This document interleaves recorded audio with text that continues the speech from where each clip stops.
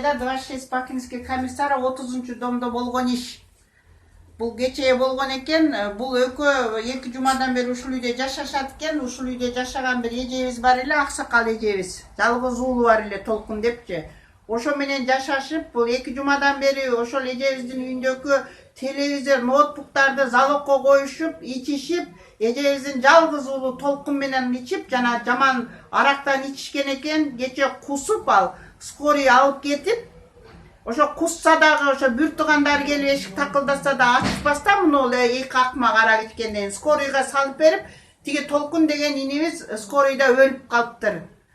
Эми болсо булар келсе эшикти тиги атайын служба чакырып, эшикти кестирип ачтырса, экөө үйдө жатат, энеден тумай жылаңач болушуп. Мына экөөнү тааныгандар барбы, тууган уруку барбы мына экөөнүкү? Ушул экөөнүн айынан бир чырактай 81-жылкы бирөөнүн жалгыз баласы өлүп калып, азыр моргто жатат туугандар.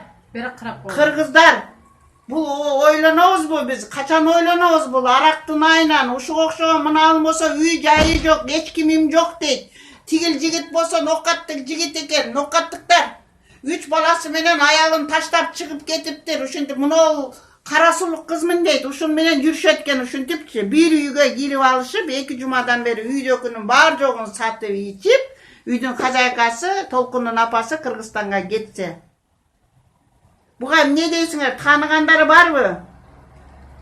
Кабар алып, кабарлашып коюңуздар.